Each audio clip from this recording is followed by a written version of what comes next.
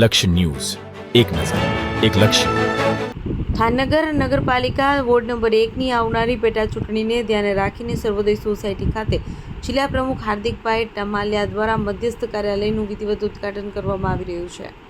દીપ પ્રાગટ્ય અને ribbon cutting સાથે કાર્યાલયનો શુભારંભ કરવામાં આવ્યો હતો. જ્યારે કે કાર્યક્રમ દરમિયાન આગેવાનોએ આવનારી પેટા ચૂંટણીમાં સંગઠનને વધુ મજબૂત બનાવી જીત સુનિશ્ચિત કરવા માટે કાર્યકર્તાઓને સંબોધ્યા. તેમણે મતદારો સુધી સરકારની યોજનાઓ અને વિકાસ કાર્યો પહોંચાડવા પર ભાર મૂક્યો હતો.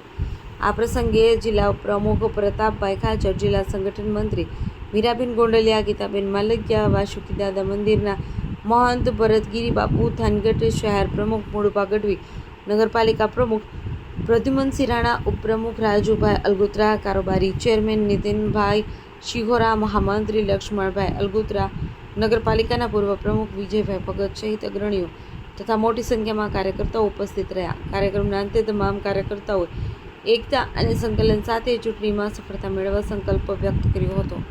રિપોર્ટર જયેશ મોરી.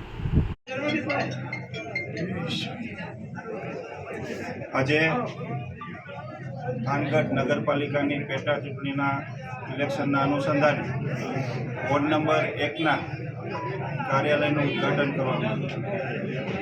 આ પ્રસંગે ભારતીય જનતા પાર્ટીના વોર્ડ નંબર 1ના ઉમેદવાર ધર્મદીપભાઈના સમર્થનમાં સૌ કાર્યકર્તાઓએ, મતદારોએ વિશ્વાસ વ્યક્ત કરી અને ભારતીય જનતા પાર્ટીના ઉમેદવારને ખોબલે અને ધોબલે ઐતિહાસિક મતથી વિજય બનાવવા માટેનું આહવાન કર્યું. આપ સૌનો આભાર.